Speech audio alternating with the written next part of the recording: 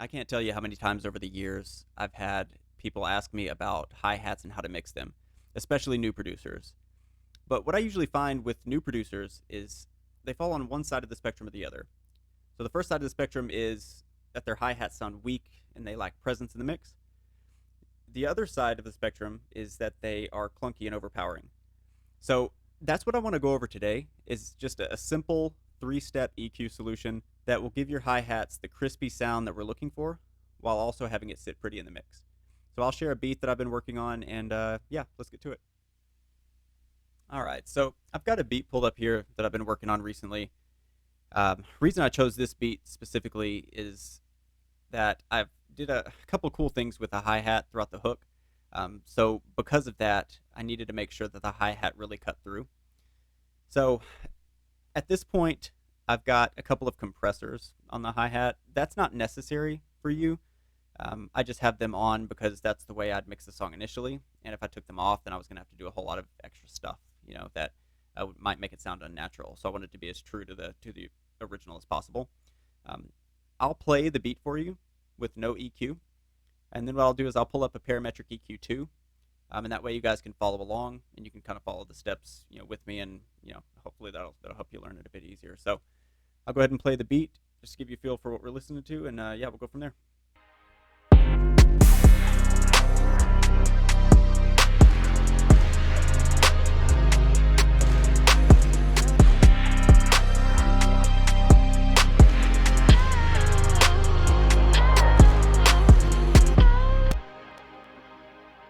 Okay, so the thing that you may notice with this beat is that with no EQ on the hi-hat, you can still hear it in the mix.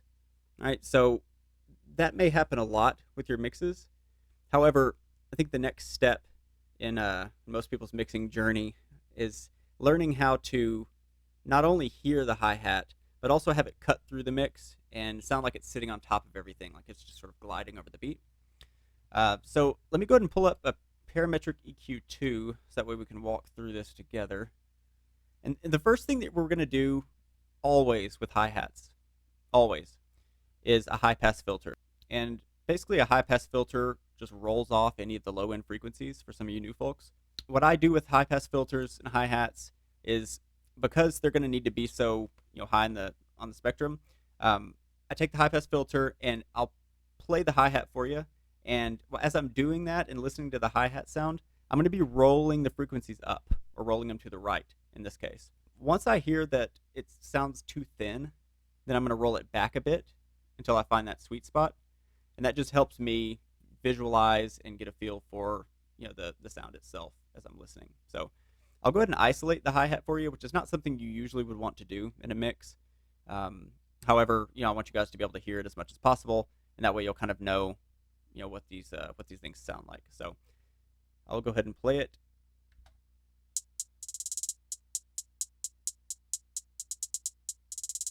Just cutting some of these unnecessary frequencies.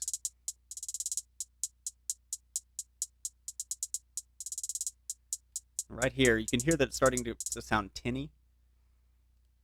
All right, so once you hear that it's starting to sound tinny, that's a good sign that you probably need to roll it back a bit. So let's listen again, and I'll roll it back and find that sweet spot.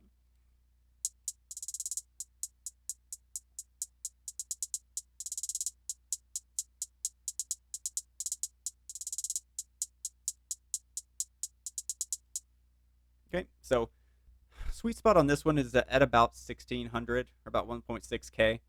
Of course, it's all subjective. In some songs you may want to have a hi-hat that sounds tinnier, or sometimes you may have a hi-hat that has some of the lower end frequencies that you want to keep. But in this case, with this hi-hat, I don't want these lower frequencies. And the reason why is that although they don't sound like a lot right now, it doesn't sound like a huge difference.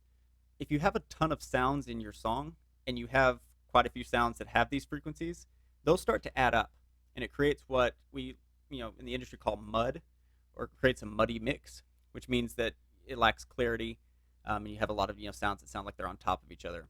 So by cutting those, you eliminate the muddiness factor, and that's the first step. So that's pretty easy. I'll play it without the EQ again, and then you'll be able to hear the difference there.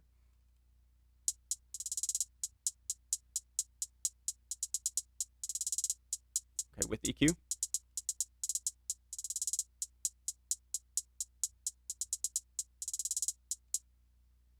It sounds like it just kind of tightens it up a bit, right? Eliminates some of that rumble and some of the nonsense down low.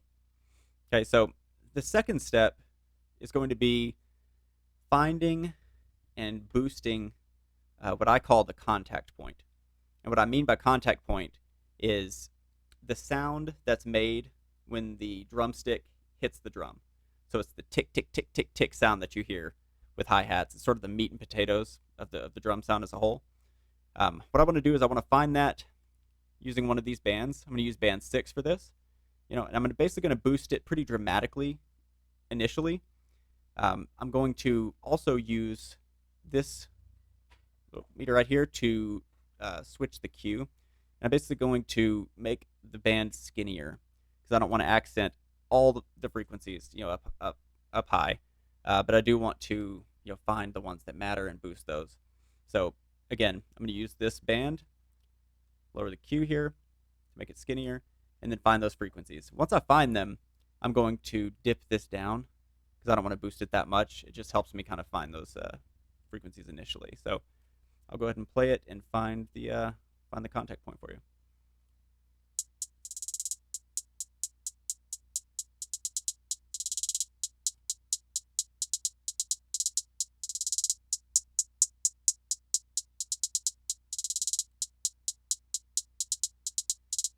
Okay, so that's going to be around the sweet spot there. Looks like it's about 3900 or 4K. I'm going to dip this down a bit as well to have about anywhere from 3 to 6 dB of gain. And I'll let you hear the difference now. So I'll play it dry. See how dead it sounds?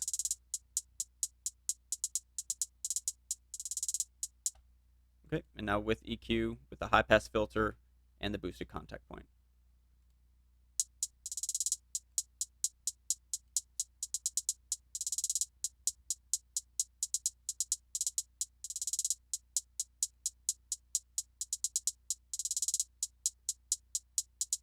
Actually boosted a little bit more than 6 dB. Just sounded right for this sound. So hopefully that makes sense. That's going to be a different frequency for every single hi-hat that you use. So you're going to have to find that.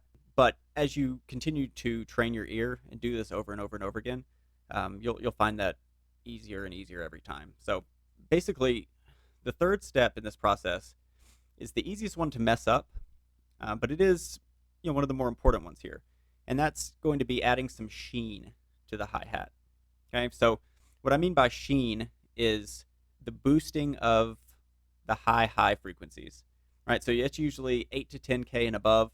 That's usually done by adding what we call a high shelf, and that just refers to the shape of the wave here. So basically, as we raise this last band like this, if you can see, it almost looks horizontal, which is why they call it a shelf, obviously. So what I'm going to do is I'll play the hi-hat again, and I'm going to find those high frequencies, raise them to a point where I think it sounds good, and then you'll be able to hear kind of what I'm talking about there.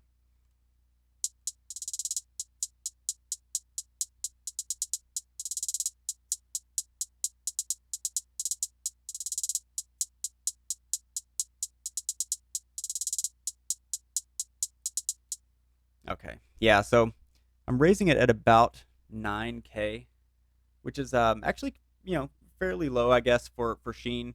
But I did want to catch some of those other high frequencies because this is just, heavy on the highs, and I wanted to accentuate that. So I'll play it dry and then play it with the EQ, and then I'll play the entire beat to kind of let you hear what that sounds like and what I've done.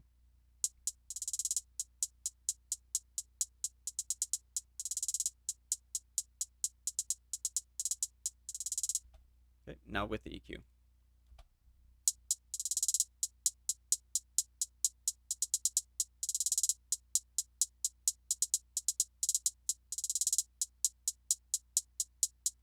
In some ways, that's a big difference, right? In other ways, to someone that doesn't have a trained ear or has never done this before, you may think that that's not that big of a deal. In any case, I'll play the entire beat now to let you hear kind of the difference between the two and sort of what they sound like and what it sounds like within the mix. And that'll just about do it here. So let me go ahead and unisolate this, disable the EQ, and I'll play a little bit, and then we'll go from there.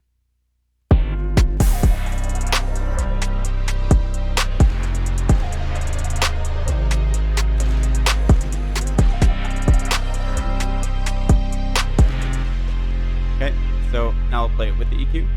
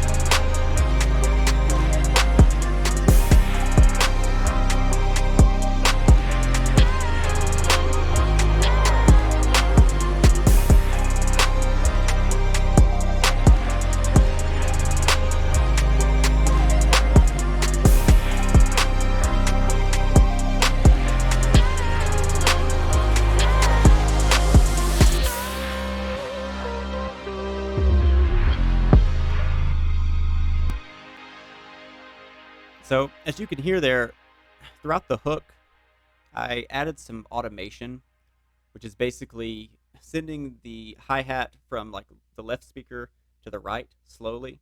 So it sounds like it's sort of gliding, across the stereo field. And because of that, I needed the hi-hat to stand out, or else it won't make a huge difference, right? So basically, by following these 3 steps, I was able to do that. I think it sounds a lot better. Of course, it could potentially still use some work, but generally speaking, these 3 steps are going to set you up for success with your hi-hats. So again, the first step is going to be a high-pass filter. The second step is going to be boosting of contact point frequencies. And the third step is going to be adding a high shelf. And those 3 things will, for the most part, take care of you. Of course, like this sound and other hi-hats could use additional work after this. There's all sorts of things you can do with hi-hats, but these are kind of the fundamentals and these are the basics. So I think I did a good job bringing out some of the punch and the sheen of this hi-hat particularly. And this is really important moving forward, so feel free to add this to your repertoire. Ultimately, that will just about do it for this topic. Like I said, it's very simple. These things are not too difficult, but they're important to do, and ultimately it's just it's important not to forget them.